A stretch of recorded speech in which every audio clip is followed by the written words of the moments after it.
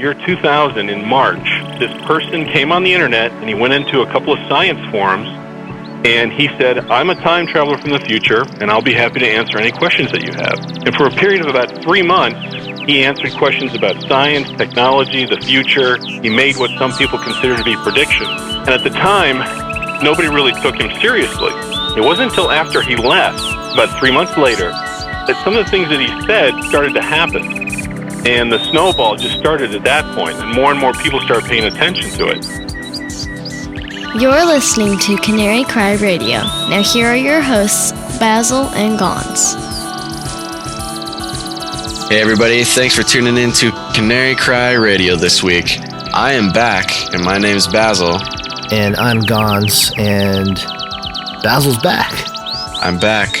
We missed a couple weekends because of just inexplicable life circumstances that resulted in,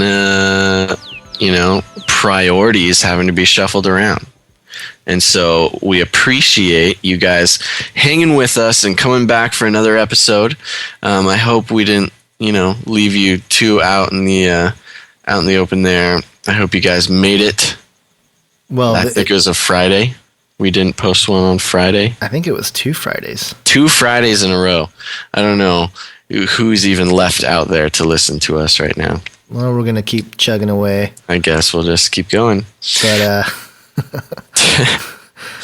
yeah, we wanted to, before we jump into our topic today, which is John Titor and the time traveler, or the potential time traveler. Ooh. We just wanted to encourage you guys who are left listening. We started a forum on canarycryradio.com a few weeks ago under a comment that came from someone that said, hey, it would be great if you guys had a forum to keep track of some of the comments and the conversations that were going on in the comment section. And we did it. We listened. Yes. It happened. We responded and we made it happen. With your words. And it's called The Wire. So if you go to canarycryradio.com and click on the forum tab, and once you're in the forum tab, look for a link that says The Wire. It's sort of, if you scroll down a little bit, you'll see it there. Yeah. And it's not the easiest thing to use. I'll admit that. It's not the easiest forum, but it is great anyways, and I recommend everybody go there. Yeah, and it's our first attempt at doing something like that. So yes, you got to sign up, you got to get a little user guy, and then go at it. And you will be a hatchling. You'll be a hatchling. Just go for it, and we'll see you there. Yeah, we'll talk about crazy things. We've had good conversations in there already, and I think those of you who have posted know that we're going to try to respond and be active in the forum as well. So Basil and I will both check in daily to make sure that you guys are playing nice. May have to start locking some of you guys down in the internet jail. So make sure internet jail. Yeah, that's our new thing is internet jail. Okay. Yeah. So go check it out. The forum. It's awesome. Yeah. And we're going to start reading some emails too, which I know we've said that like 10 times, but we say it a lot about it. But, we keep our promises in our own time. And shouldn't we just that should just be a thing, right? Yeah, and if you can time travel into the future, maybe you'll already see that we already have read emails. Yeah, we did. If you were in the future, you would have seen that. But you would be in a different timeline. This will all make sense in a moment. We'll get into that later. So we wanted to talk about John Titor, the time traveler, in this episode. And there's probably a lot of you listening that have at least heard of John Titor, have heard the story. I just imagine so many people either rolling their eyes right now or just getting like so pumped that we're just about to talk about this. Because that's just what this story is. And obviously we're going to come at it from a Christian perspective, and we're going to get serious about it. But this guy, this time traveler who can, I guess let's just give him his intro. Yeah, okay. So basically, John Titor became a sensation through Coast to Coast AM, but it really is a fascinating topic to discuss because of the potential, the significance, I guess. What's the word I'm looking for? I have no idea. Anyway. I can't time travel into your brain and figure it out. No, okay. So this is the story. Around the end of the year 2000, there was a gentleman with a username of Time Traveler 0. _0. _0. Thank you, Gonz. And just trying to keep it, factual. Facts. That's how we deal. We deal in facts here in Canary Cry Radio. So what was it? C2 Cam, was that the name of the forum or the? Yeah, that was the first one. Allegedly. First one. Well, he was all over the internet for a while. Okay, starting, I believe, November of the year 2000, he started coming on and telling everybody that he was a time traveler and started asking questions and answering questions and all sorts of stuff, and it caused quite an uproar. Right, and it didn't really. It's sort of the phenomenon sort of spread. When he was posting these things, it wasn't, I don't think, a huge deal. It was just sort of a strange phenomenon for those involved. But, right. Once it was on Coast to Coast, it definitely became a huge story, something people latched onto. And I mean, the story now is so huge that you can't Google some things without his name coming up as like the first 10 pages or something, like right. some things attached to his story, just regular items that you'd never think about. Right. Like all you can find is John Titor stuff. Right. So John Titor claims that he came from the year 2036 and that he, what's the story here? I mean, his story is very, very complex. Okay. So basically he works for the military in 2036, which we can get into it later, but looks nothing like the military as we think about it. And I mean, it gets into some things like alternate world lines, parallel universes, things like that. So it's very complicated to piece everything together. So you might have to go through and do some digging yourself. But anyways, John Titor is this guy from 2036. He's spending his, I believe it's a required amount of time in the military. And he is in a division called Temporal Recon. Now, the story is that in 2036, there has been World War III. World War III happened in 2015, so he says, and so the world is just piecing itself back together in 2036, and so a lot of things need to be retrieved from the past. I think to repair the damage, like. His particular mission was to come back to 1975 and retrieve a computer, an IBM 5100. And the reason they needed this computer was so they were able to read and write in a certain computer language that they had discovered. The IBM 5100 was one of the only computers that can translate the languages that they were trying to work with. So that was his job, was to go back into 1975, pick up an IBM computer, and bring it back to 2036. But along the way, he decided, I'm going to stop by the year 2000. It's kind of a big deal. I'm going to stop by and check it out. And so he does. And then here he is 12 years ago, just about, in the year 2000, just sort of hanging out with his family from the past. John Titor was born in 1998 is the story. And so he visits his family while he's here and visits his 2-year-old self. So he's just kind of hanging out there. Okay, now that's the story. Now he's here. Now he's talking to everybody on the internet for some reason. And now we just, start learning about this guy. Well, yeah, and there are some Titor devotees that claim that he first actually came in 1998 to warn about Y2K.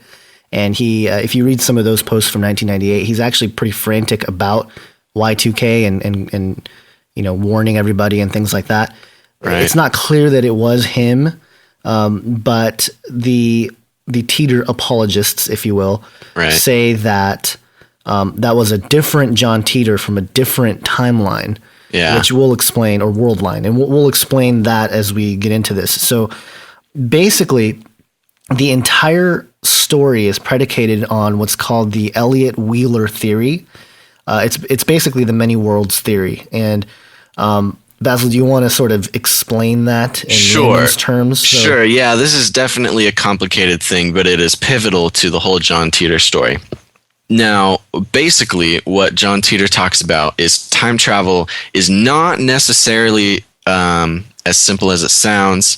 There are basically multiple parallel universes. To be more precise, there's infinite parallel universes that he calls world lines.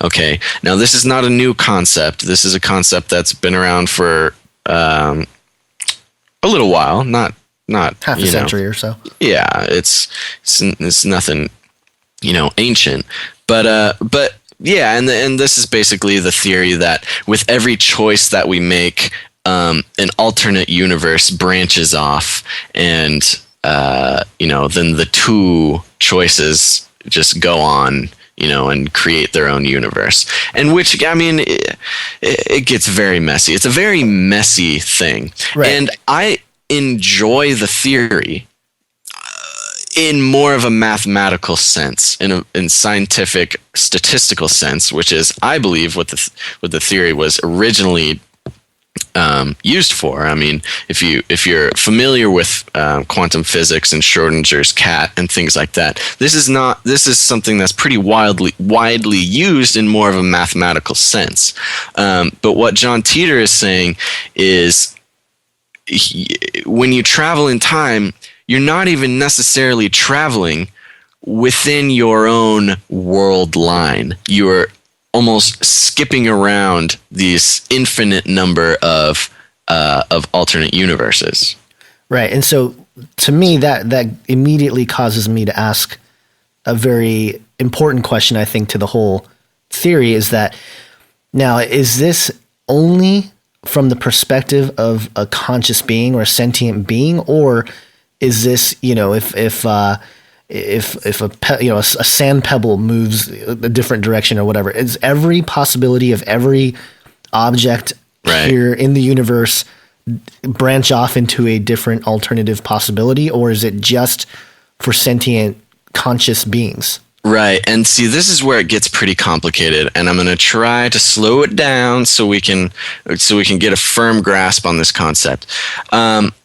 Basically, it is predicated on a sentient observer making a choice that creates an alternate world line. However, things that happen without a sentient observer, being a human being or a dog, I guess, also works.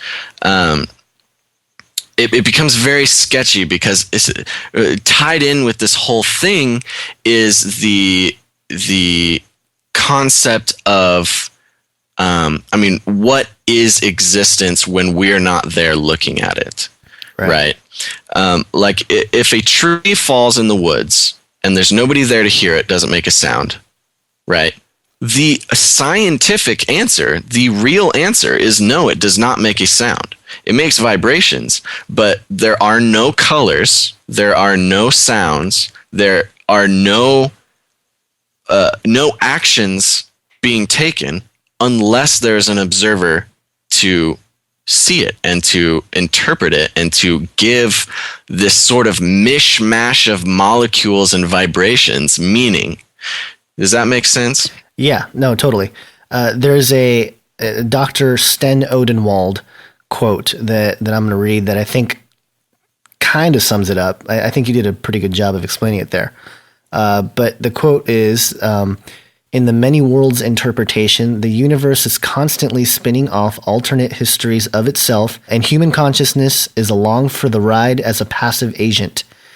Each time any system changes its quantum state, a whole new universe is spawned that is totally unobservable to all its other copies, which represent other outcomes for the quantum state. There is no observer involved in this process, but each observer has an infinite number of copies of itself and states of its consciousness. So, yeah, it's a complicated thing for sure. And I like to think of it more in the mathematical sense, where mathematically, if you're looking at making a choice, mathematically, there are an infinite number of results that can come from whichever choice you choose, or you know what I mean? Right. And until you consciously make a choice, only when you make a choice does this mathematical cloud of possibilities collapse down into the choice that you chose. Right. Now, mathematically, I do believe that those other choices do go off and kind of create their own universe and the possibilities, and in sort of a theoretical mathematical sense that does exist. But what we need to, I mean, what John Titor and this whole thing is based off of is, no, there is an actual physical universe that breaks off, that we can enter and travel to and influence. That we are able to traverse to and use for time travel and things like that. Right. And I'm not sure why that is the case with the time travel thing, but John Titor says so. So we're just going to go with it for now. Right. And really, when it comes down to the John Titor story, this idea of world lines and different realities and different timelines and different universes existing and these parallel dimensions living side by side, that is the crux to all of the John Titor apologists. When some of his predictions don't come true, the default answer is, well, it's because his timeline is different from ours. Right. And, because he entered our timeline or world line, it changed our world line and our trajectory so that, so it kind of becomes non-falsifiable thing, where right. You can't really prove it and you can't really falsify it, because how in the heck are you supposed to prove or falsify it? The fact that something didn't happen. Right. Well, there's just an answer for everything. Right. Is the thing. And he makes some wild claims. Yeah. I mean, he's talking about how there was an American Civil War in 2005, right. And he's warning against this American Civil War in 2005.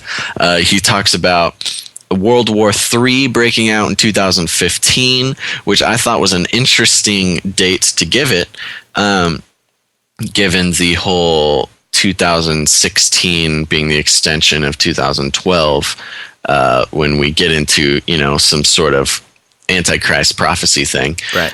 But I mean, he's making some pretty serious claims here. Yeah. So this, it just gets so messy when you start thinking of him as a hoax. You're like, well, bro, okay, that is quite, you are really going for it.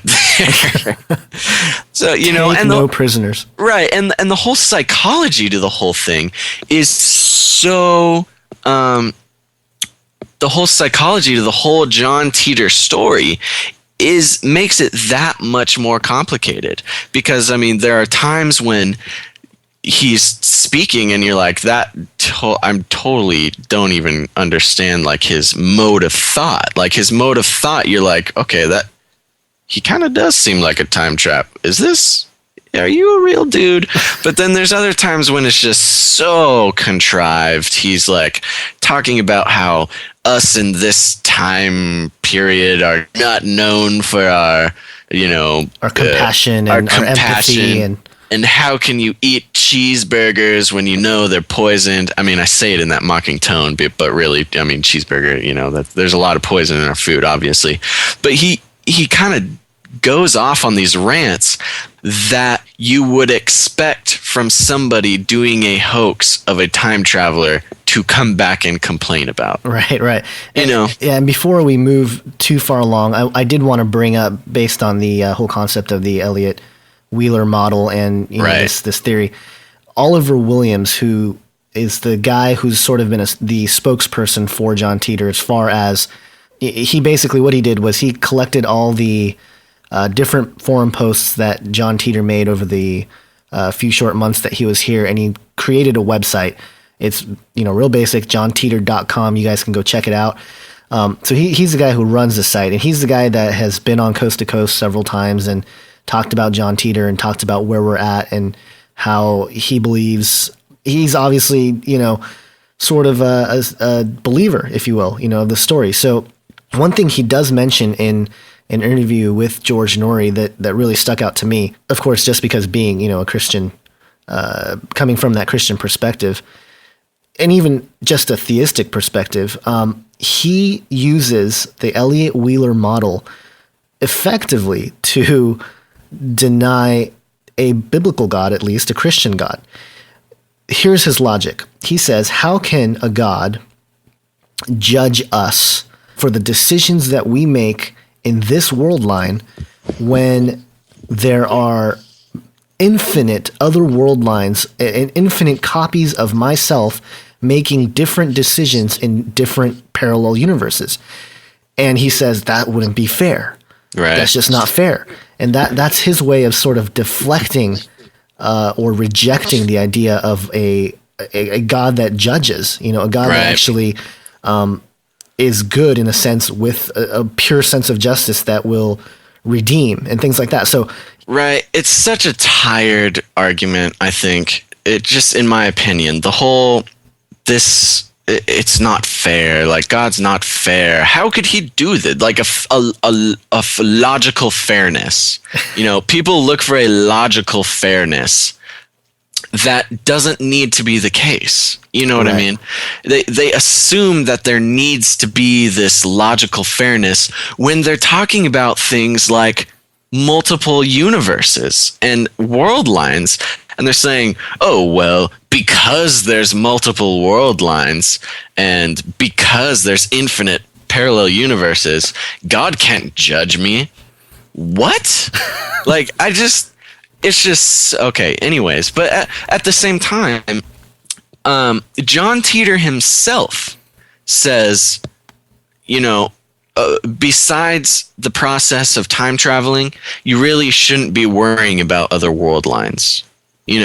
So at the same time, John Titor himself says, yeah, well, you should, don't take this multiple world line thing as, any,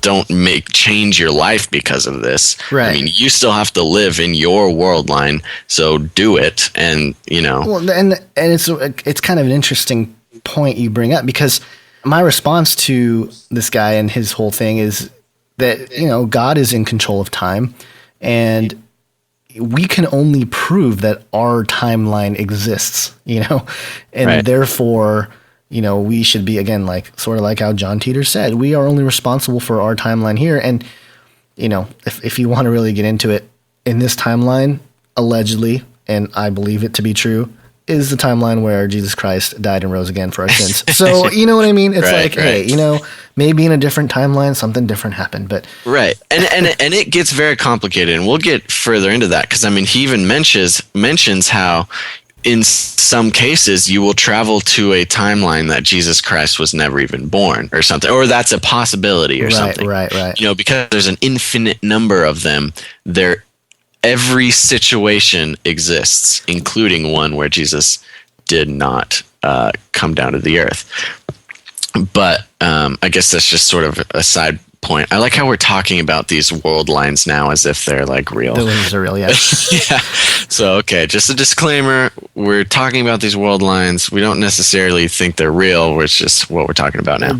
On a theoretical basis. It's sort of, I think we're just trying to address the points that not necessarily attack or try to break down the traditional, I guess, theistic or Christian worldview.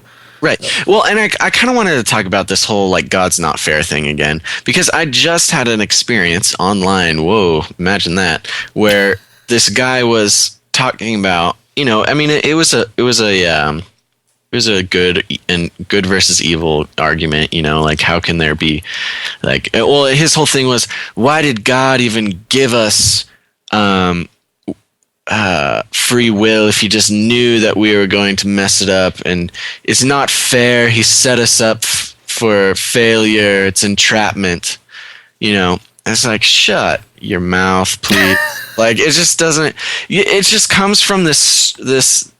I don't know. I like to call it whiny. It comes from a very whiny theological perspective. Oh yeah. And the second you explain to them, like, look, the only rule that there was in the beginning was don't eat this fruit, please. Can you please not do that? There's nothing good coming out of it.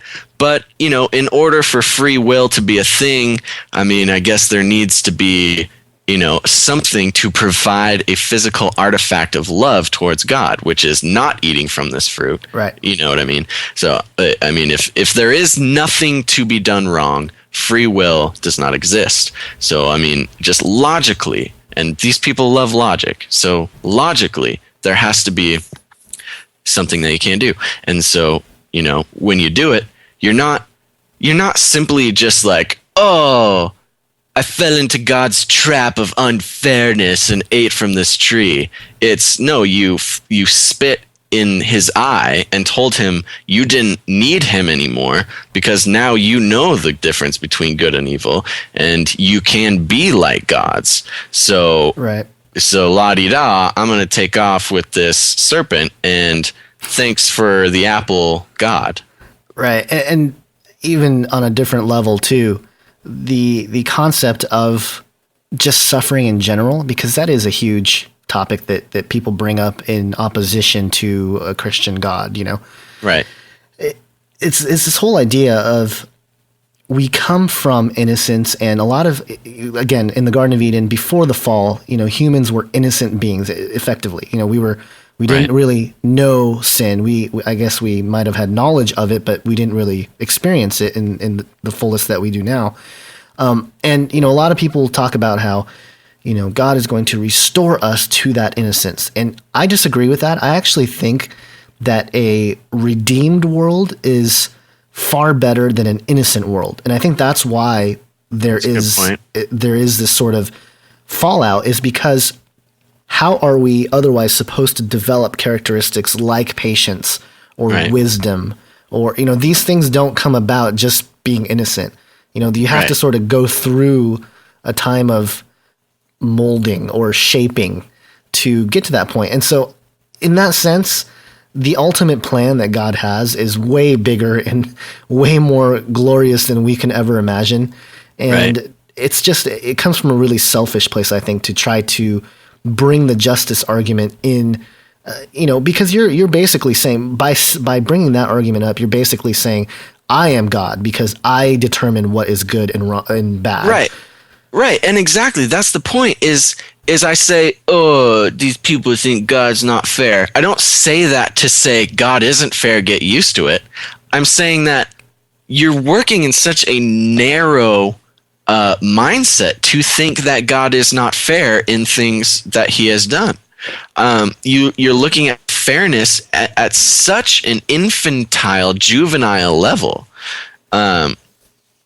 especially when you start talking about things like the Garden of Eden and how God entrapped us into sinning and things like that. Well, it's just ridiculous. The funniest thing, I think, is that these folks that bring that argument up and everything that surrounds it, saying, oh, there was, God is the evil God, Yahweh is evil. And it pushes into the Luciferic doctrine, which is that Lucifer is the good guy. He freed us from the garden with knowledge. And, we were no longer slaves to this Yahweh character. And so who gave us rules and didn't want us to eat apples. Who didn't want us to have knowledge. And so again, it's very interesting how even those who have no idea that they are preaching the Luciferic doctrine are. Right. Well, and that's one thing. Now, this might diverge a little bit, but I think that's what gives the whole story so much awesomeness. and truth. And it just shows me that, like, hey, this is actually the real deal, which is that it can be manipulated that way. And it is manipulated that way. Are you talking about? I'm talking about the Luciferian branch off of the, the beginning of mankind. Okay. And where here's this story of, God creates us.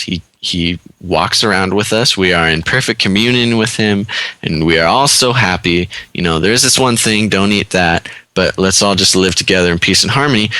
And then the fact that it is twisted to the Luciferian doctrine of Lucifer coming in, enlightening us, and giving us knowledge because he is a fair God and he wants what's best for, the human race and things. The fact that that's even a thing, I mean, what other doctrine has that? I mean, is there a Muslim doctrine where there's like a separate Muslim Luciferian doctrine off of that? You know what I mean? Yeah.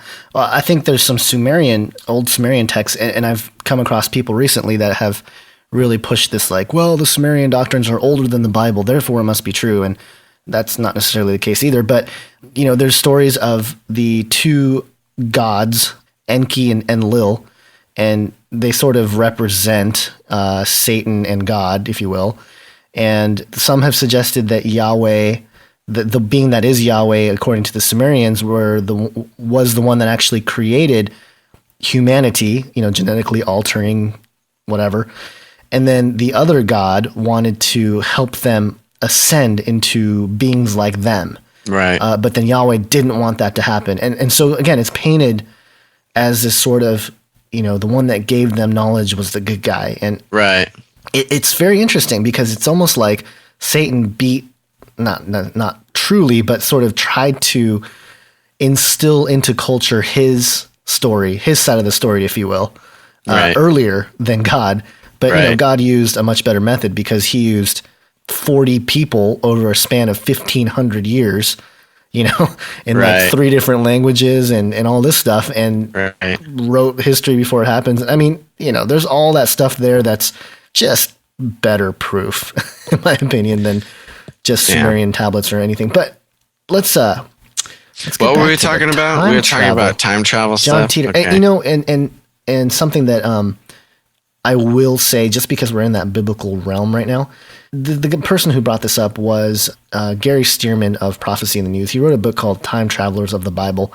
Right. And I have not read the book, but I've listened to some of the things he's talked about, listened to his talk at Branson and things like that.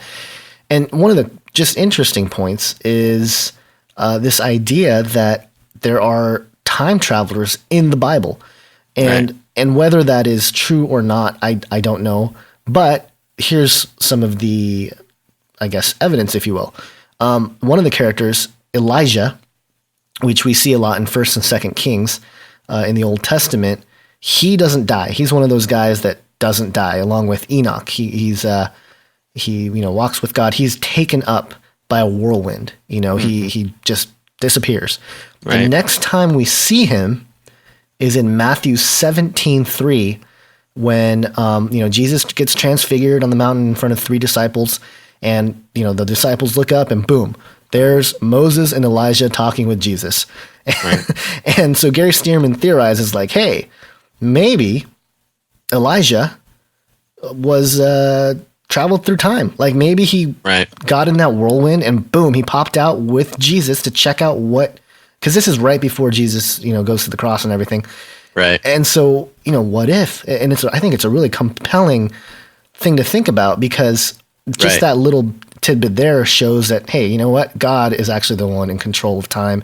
Right. If he wanted us to travel through time, I am pretty sure that he can make it happen, but it's not for everyone. I don't think, just from a purely psychological standpoint, I don't think people would be able to handle, as cool as it sounds and whatever, with time travel. I don't think it would be the, Back to the Future, Right. Great Scott, like getting things back in order. And as disappointed as I am to agree with you, I sort of do. John Titor even talks about how in 2036 there are still people who don't believe in time travel. I mean, time travel has now been militarized as being used by the government. He on the John Titor website, you can see a rendering of, the temporal recon unit patch that he has, which looks really, really scampy. Like, it is a pretty if there really was a logo from 2036, I would expect some. I mean, I don't know. Well, let's talk about his culture here in a second. Right. Because that's it sort of makes sense. I did think about that when I saw it, and it made sense to some regard. But it sort of makes sense. But anyways, John Titor even talks about how in 2036, and here I am talking about him like he's real again. But that's what we do here. That's what we do here. Yeah. He talks about how people still don't really believe in time travel, and it's been militarized and it's used and it's a normal thing. His time machine is made by GE. General Electric makes time machines in 2036 in his world line. And not only that, but it's not a machine like you get inside of it. That's not what it is. It's a box type. Well, more or less, it's a box that you put the box inside of like a car or something like that. Right. And then the box transports the car and you into like to wherever you're going. Now the box generates a gravity field which sort of engulfs the car, and sort of, actually it's kind of funny, it talks about how the gravity field picks up some of the earth below the car and transports that back in time too. Right. So you sort of have this car going through time with like a lump of dirt beneath it.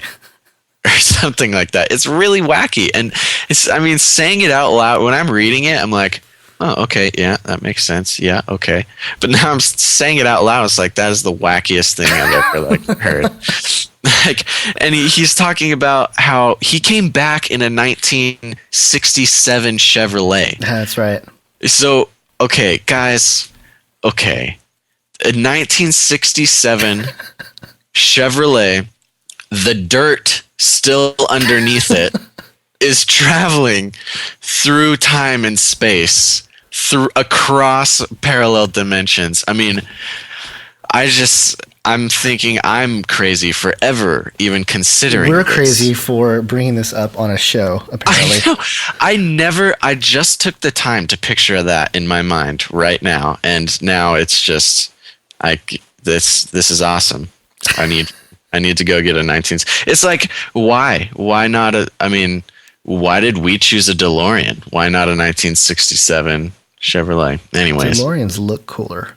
Well, that's arguable, but especially when they fly through the air.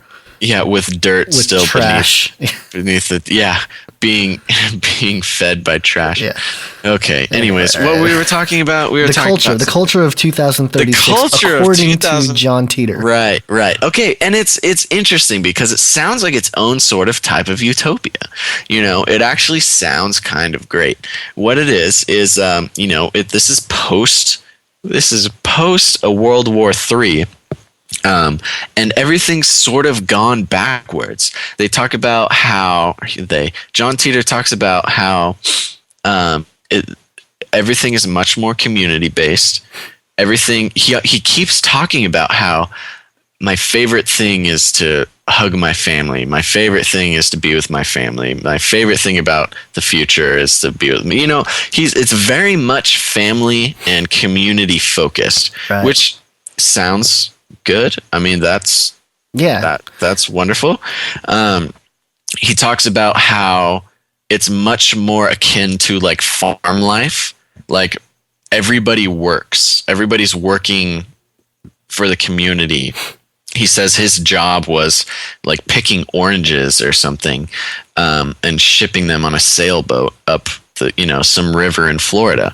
I mean, it seems like this very I think I've mentioned it before, and Gonz, I've showed you this, which is an animated series by Tom Hanks, and it's called Electric City. Right. And it's sort of a post-apocalyptic sort of thing. But you guys can check it out. It's Electric City, Tom Hanks's Electric City.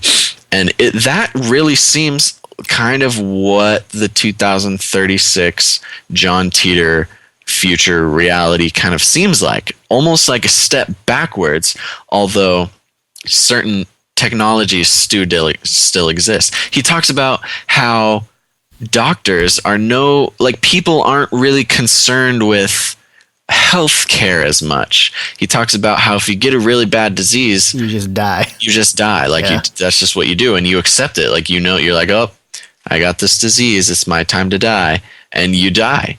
And he talks about how doctors are much more focused on things more like I think the words he uses is it's much more like the Old West doctors, right? Where it's more about fixing broken arms or delivering babies or things like that. It's not so much about like brain research and things like that. He says there are genetic, they do grow organs.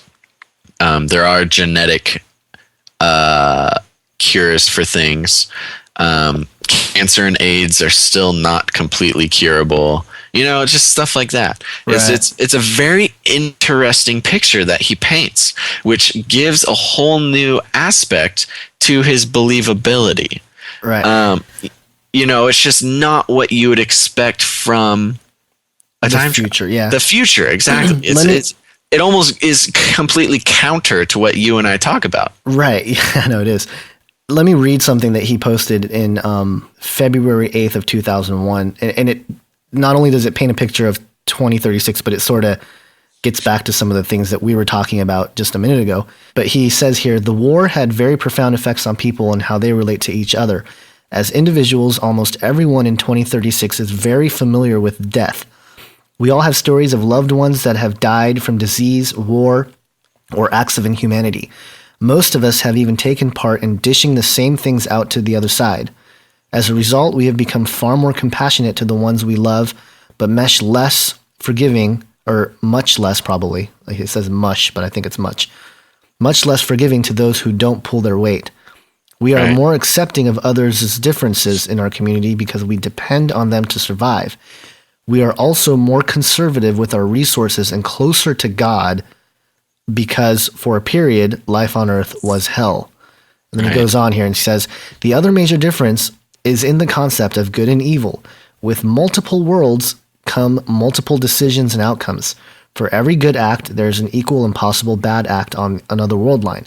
Taken to the extreme, this must mean that in God's eyes, there is no total good and total bad in the superverse. It balances itself out to infinity. I believe we are judged on the decisions we make as individuals, and the good/evil I see on my world line is an illusion that has no worth to God. My reaction to it is what's most important to God. Although this may seem rather heartless, it does allow me to see past the evil that people do and acknowledge the core of potential goodness inside them. So this is what John Titor says, sort of tying in what we were talking about before a little bit too. Well, and he's very consistent with his Christian agnosticism. Right. He claims to be a Christian agnostic, and that is very, very consistent with that. And, there is logical merit to Christian agnostics. I will give them that. I don't necessarily believe that, that's the way to go, but it's very interesting. And that's just another part. And just to give another, I mentioned how just his thought processes are sort of, I don't even know what to call it. I would say tweaked or just not even on the same track. Somebody asked him, can you tell us the foods that are unsafe now? Because he keeps talking about the poison in the food. Is there anything we can do to prepare for the war you're describing? And he makes this list. And he says, number 1 is do not eat or use products from any animal that is fed and eats parts of its own dead. Which, okay, I can take that advice. That sounds like good advice. But on a list, the number one thing on a list of, can you tell us the foods that are unsafe now? Is there anything we can do to prepare for the war you're describing? The number one thing is do not eat or use products from any animal that is fed and eats parts of its own dead. Number two is do not kiss or have intimate relations with anyone you do not know. I mean, there's just such a bizarre list of things here. Then it goes on to say, learn basic sanitation and water purification, be comfortable around firearms, but just the way he goes, I don't know. I mean, is that weird to you, Gonz, or is that just me? A little bit. I mean, there's a part of me that my first thought when I heard you read a couple of those things, especially the second one, the first one seems just sort of like completely out of our paradigm and almost, right, maybe purposefully sort of throwing out something weird to, just for the sake of being weird. But the second one reminded me of perhaps a cycle. If this guy is a total hoax, some kind of psychological or emotional scarring that he has some sort of jealousy or something towards maybe some people around him that, are partiers or something. I don't know. I'm just getting this vision of like, I know. I mean, it's just so personal issues going on there, not so much. I universal. guess. I don't know. That's just my first. That's definitely a thing, and there are some other things. We'll just go down the list, but it just shows like this strange mode of thinking. Yeah. That's something where to me, I read that, I'm like, yeah, this guy's not from around here. You know what I mean? Right. Anyways, let's go on. Number 3, it says learn basic sanitation and water purification. 4, be comfortable around firearms, learn to shoot and clean a gun. It's pretty straightforward. He's talking about a war. Get a good first aid kit and learn how to use it. Good advice for everyone. 6, find 5 people within 100 miles that you trust with your life and stay in contact with them. I think there's a lot of people who would not be able to find 5 people within 100 miles that you trust with your life and keep in contact with. I think that kind of speaks to sort of a more community-based mindset. Right. 7, this one's interesting. Get a copy of the U.S. Constitution and read it. Okay. He talks a lot about the new Constitution in 2036. Right. In 2036, there's this new government that has 5 presidents of the United States, a brand new U.S. Constitution, and things like that. He's very much into this, and he it's sort of part of his thing, like warning us against how bad the government is, as if we didn't already know. But anyways, 8, eat less. See, there's just no, like, these don't build on each other. They don't. I mean, it's just so random. 9, get a bicycle and 2 sets of spare tires. Ride it 10 miles a week. Okay. 10, consider what you would bring with you if you had to leave your home in 10 minutes and never return. And, that's something we should all have down anyways. But I mean, just the fact that I don't know. It's just so weird. There's just so many weird things like this that make you think like this could, I don't know. I mean, it just seems like he's operating on some other level. Like, I get that he claims to know things that we don't, but we have don't eat animals that eat parts of their own dead, don't kiss or have intimate relations with strangers, get a copy of the U.S. Constitution, eat less, and ride a bike on the same list of priorities.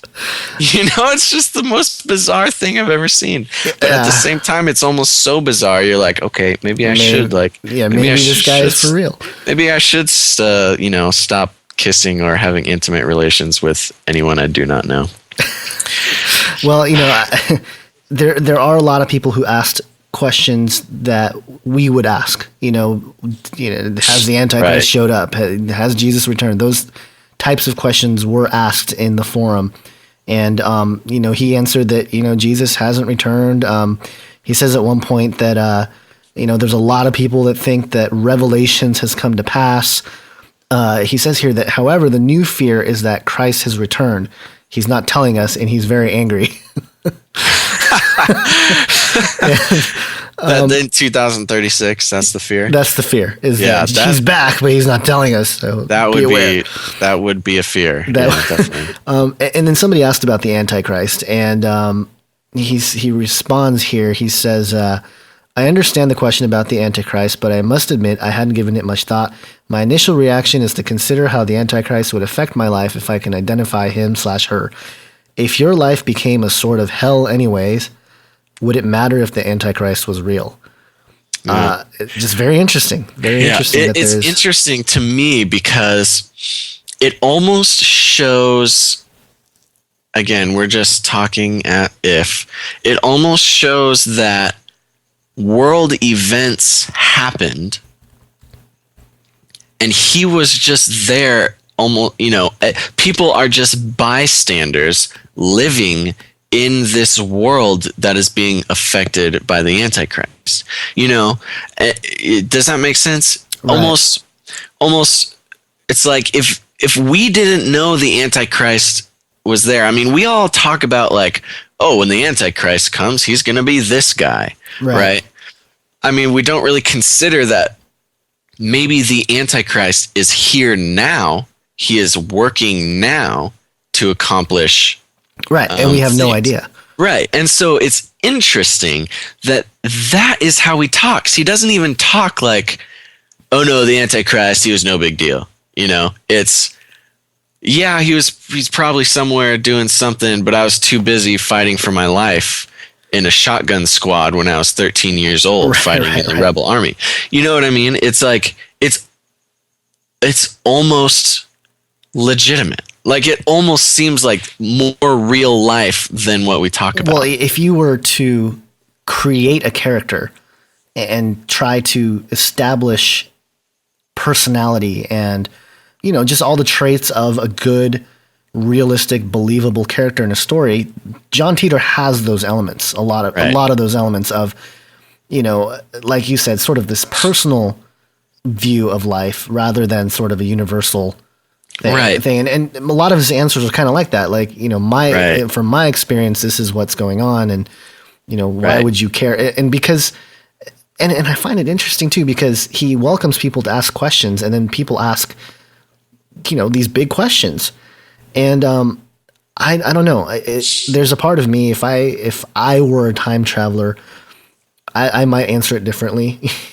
I might try to address those bigger questions.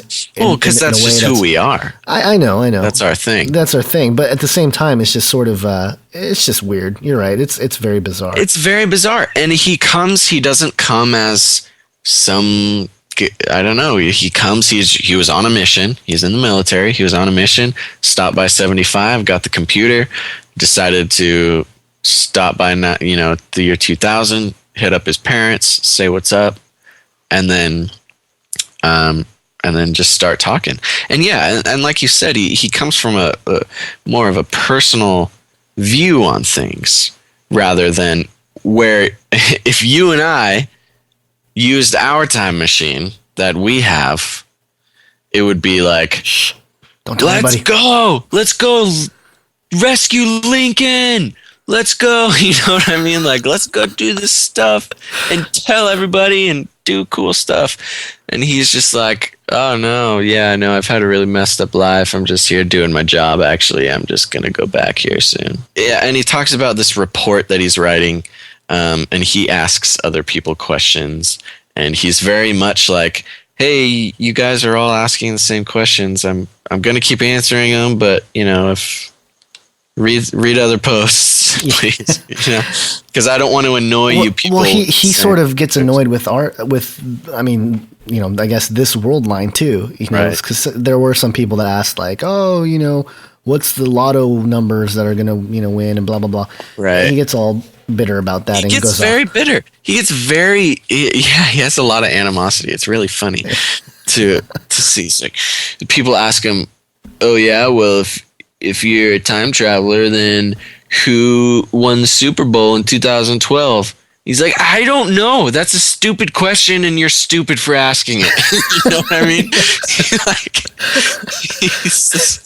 He does get really upset. I think he has some really choice words for people in our time period. I don't have it right in front of me, but no, he does. He absolutely does. He's not very impressed with us at all. No. But let's talk about, I don't know. Let's talk about God a little bit here.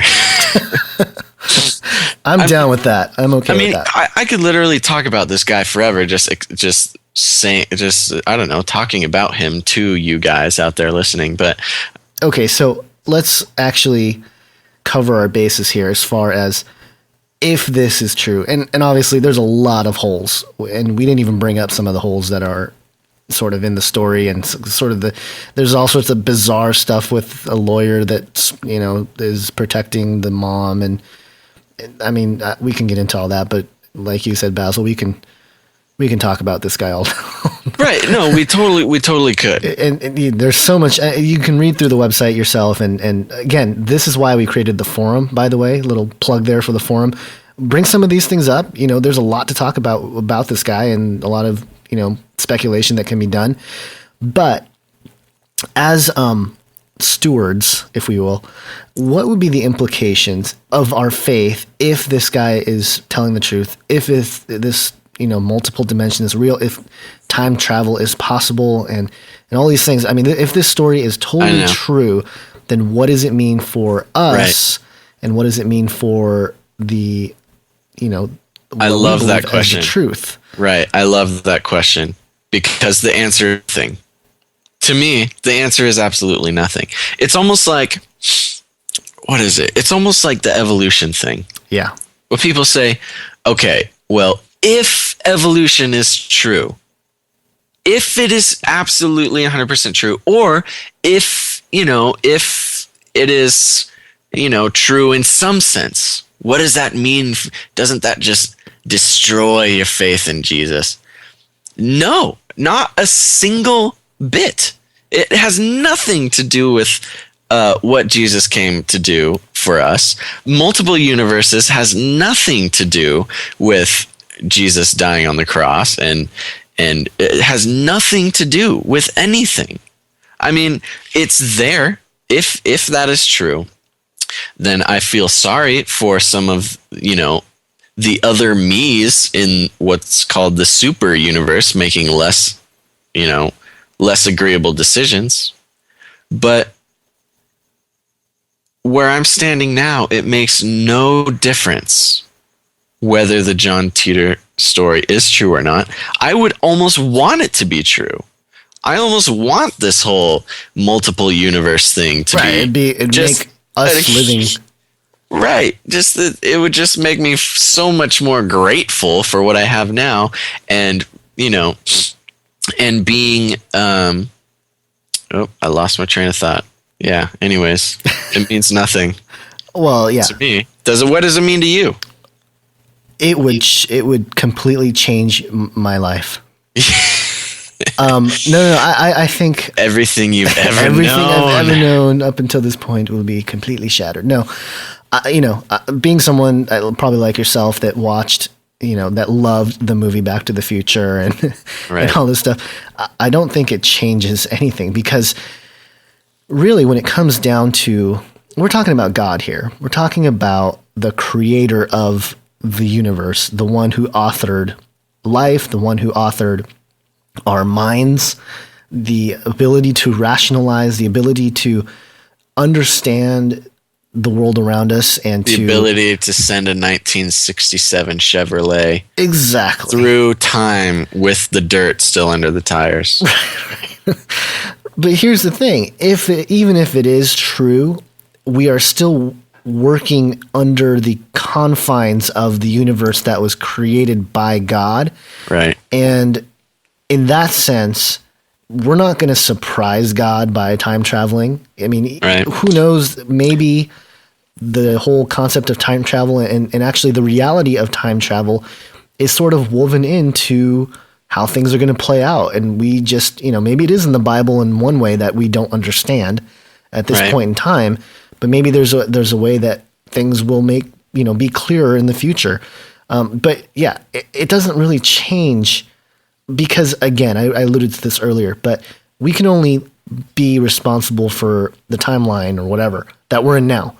And whether there's an outside influence from another time period or aliens or whatever, we are only responsible for, our decisions here now. That's all we can really prove exists to some extent. I mean, unless you want to try to prove that nothing exists, which good luck. But you know what I'm saying? That our responsibility falls on here now. And then, like I mentioned earlier, effectively, this timeline, this world line, if you will, is the one where Jesus Christ came, died, and rose again. And God, the author of all of this anyway, gave us through the scriptures his plan, his character, his being, his expressing his love for humanity.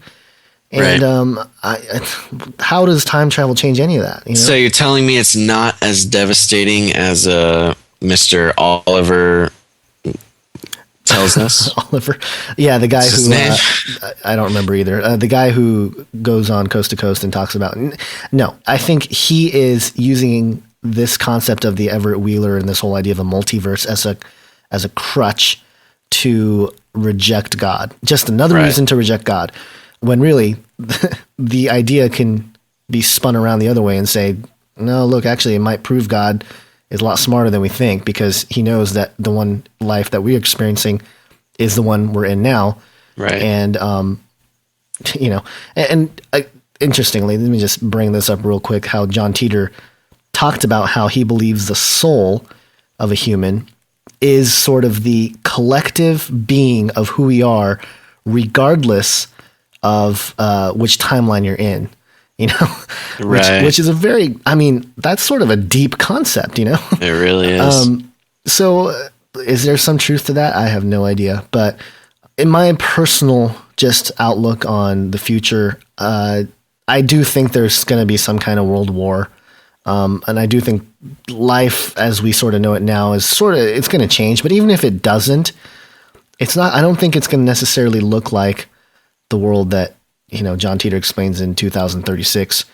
I mean, I have no proof of that, but my whole vision or trajectory of the future is more along the lines of great technological advancement, but not to the point where we're necessarily time traveling to this level, or at least not publicly. And, I think we're going to have different problems. I don't think the kinds of problems he explains are going to be the problems that we're going to be facing. And I think that's sort of why we started Canary Cry Radio is, our topic was technology and transhumanism and bioengineering and all this stuff. I truly believe that is a bigger issue that's facing our future than, I don't know, traveling attacks from time traveling. And I think like the Christian agnostics. Yeah, and like the mad cow disease breaking out in 2036 and like claiming half of America or something. Right. No, he said 3 billion people die in, I think that's World War III though, right? In 2015. Right, yeah. So if So get ready, everybody. If half the world disappears or dies, I guess, in the next 3 years, then we can say, hey. Then we'll know. Yeah. So yeah, there you go, John Titor. Make sure to check it out. I mean, there's so much stuff we did not cover, but thanks for bearing with us on this show. It's a very interesting. Sorry. Whoa. But thanks for bearing with us on this show, everybody. I hope you got something out of it. I know we took a lot of time to look into this John Titor fellow. Take a couple minutes, go to the website, or not, just Google search it or something. He's all over the place. There's a lot of info out there on him, trying to, debunk him. There's some apologetics for him. So yeah, go check it out. There's a lawyer who says that, well, this is the same lawyer that's allegedly protecting John Titor's mom. Right. Says that he saw video footage of John Titor leaving this world line. So who knows? But go check it out. We're gonna have the forum. Make sure to go talk about it in the forum And once again, thanks for tuning in to Canary Cry Radio. And as always, think outside the cage. Thank you for listening to this episode of Canary Cry Radio. The show notes for this episode and many others are available at canarycryradio.com. Make sure to connect and like our Facebook page at facebook.com/canarycryradio. Follow us on Twitter at Canary Cry Radio. If you would like to share the show in video format, you can find us on YouTube by searching Canary Cry Radio. Review us on iTunes with 5 stars and give us a thumbs up on StumbleUpon.com. We would like to thank those of you who have given us your support, prayers, and donations. If you would like to join us and support Canary Cry Radio financially, you could do so by visiting canarycryradio.com and clicking the support tab. Thanks again for listening, and until next time, remember to think outside the cage.